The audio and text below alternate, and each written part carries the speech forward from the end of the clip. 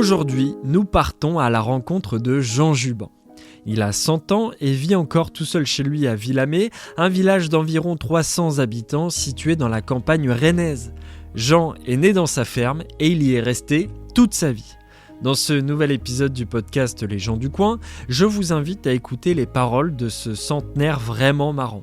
Il est le témoin d'une France d'antan et nous parle de sa jeunesse, celle à braconner les lapins la nuit, à faucher les champs à la main et de ce destin de paysan qui n'a jamais pris de vacances et qui s'est imposé à lui.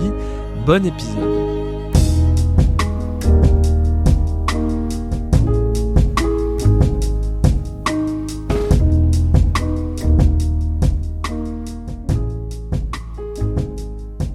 Un moment que vous êtes arrivé. Bonjour. Enchanté, Raphaël Lardeur. Alors Réjeanne, départ.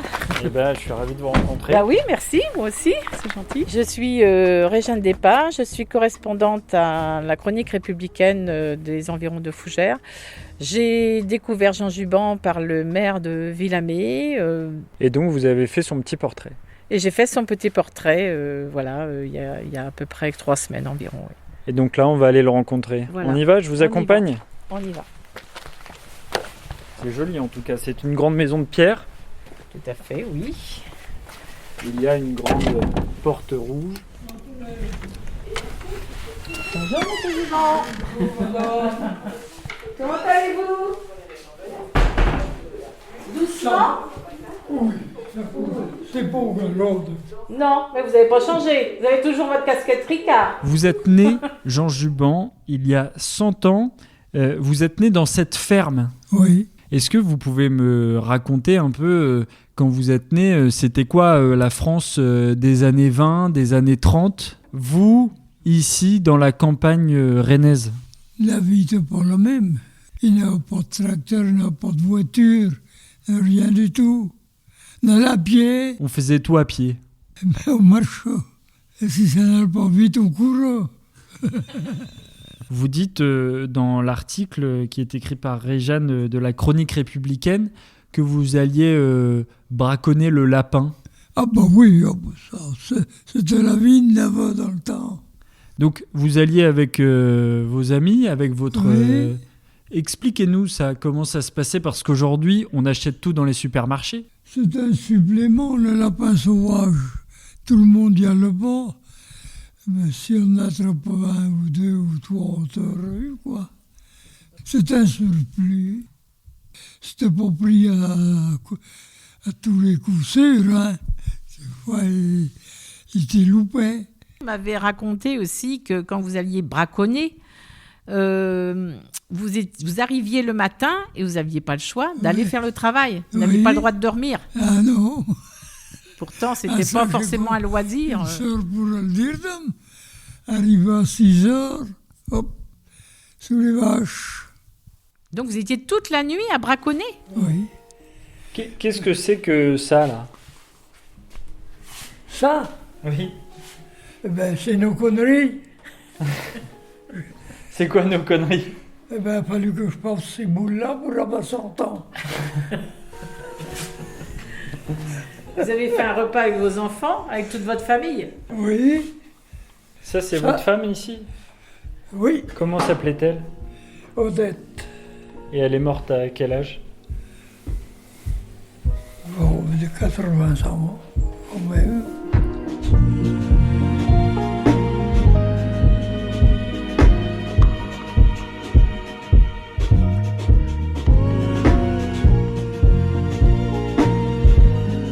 Vous êtes allé à l'école jusqu'à 13 ans.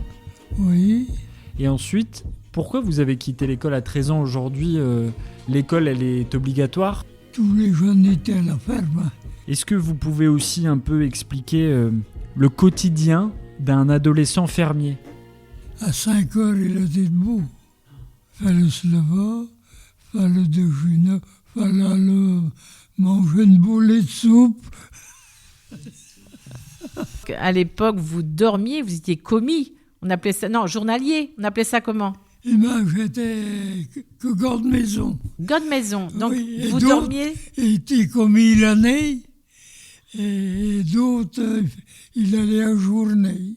On parle de travail, mais est-ce que vous sortiez un petit peu entre copains le samedi soir ou le dimanche? Non, pas tellement. Pas tellement? Non. Il n'y avait pas de sortie entre copains?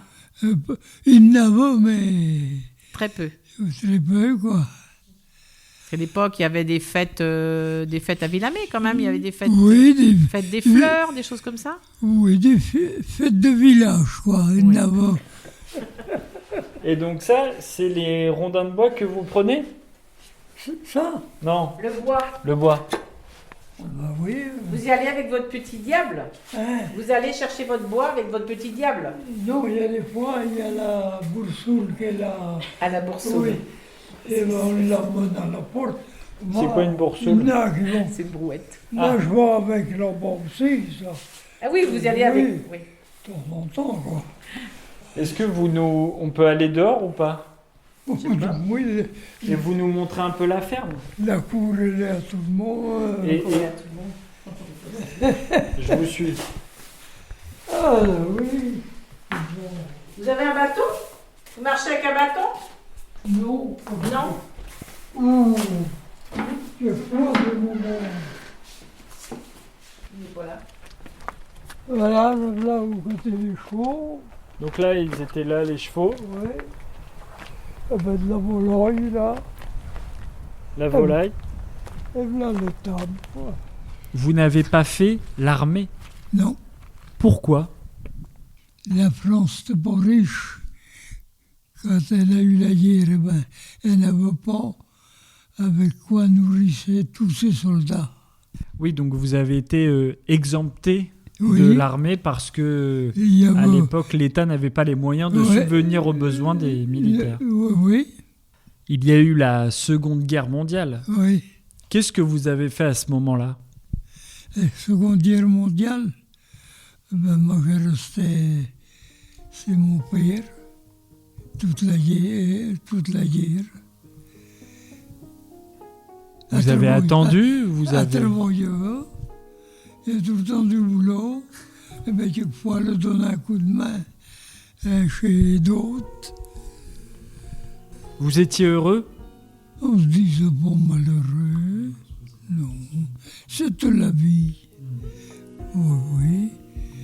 Et il y avait peut-être certains patrons qui exigeaient trop, mais les jeunes, ils se plaignaient pas.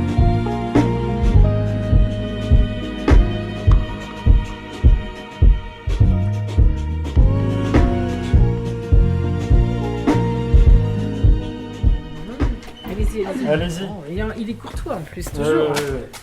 Toujours courtois. Merci, hein. Ah oui. Ah, il fait bon à l'intérieur. Ouais, il fait meilleur là.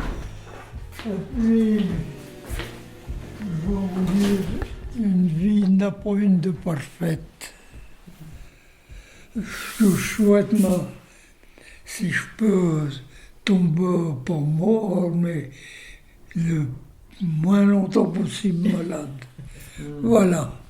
C'est ça que vous souhaitez pour votre mort, c'est... Oui, Ça vous fait peur? il y en a qui ne la voient pas venir. Celui qui la voit venir, qui est un petit peu malade, il a encore ses enfants ont le temps de lui dire au revoir. Celui qui ne la voit pas venir, il ne voit rien. On a toujours peur de souffrir de trop. Vous avez voyagé? Non, pas tellement. Et ça ne vous a pas manqué? Ça ne vous manque pas? Non, plus à cette heure. Est-ce que vous êtes déjà parti en vacances? Non, Jamais de vacances? non, Toujours du travail? oui. Ou une journée par-ci, par-là. Vous êtes déjà allé à la mer?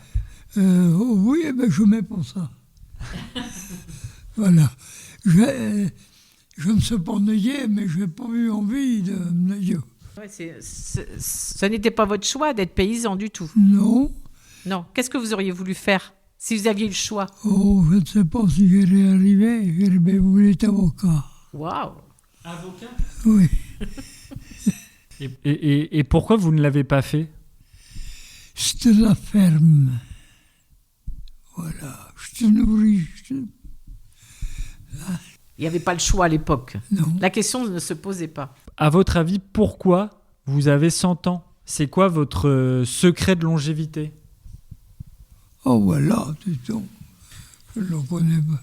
La seule, j'ai eu des coups, des accidents. J'ai eu la chance de m'en tirer sans ça. Vous n'avez jamais abusé d'alcool, de cigarettes? Jamais fumé. Et la goutte, si, tout petit peu aux jeune, quoi. Donc Vous n'avez pas payé de café Demain. Demain Demain, je reviens demain matin à 8h.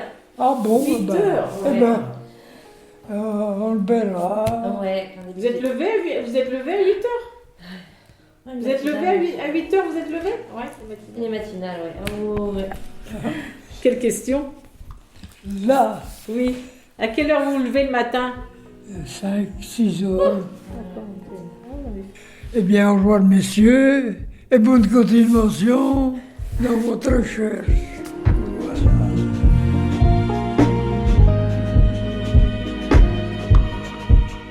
Les gens du coin, c'est terminé pour aujourd'hui. Merci à Jean pour avoir eu la force de m'accorder son témoignage. Merci aussi à Réjeanne, notre correspondance de presse à la Chronique républicaine, notre journal local, sans qui cette rencontre n'aurait pas été possible.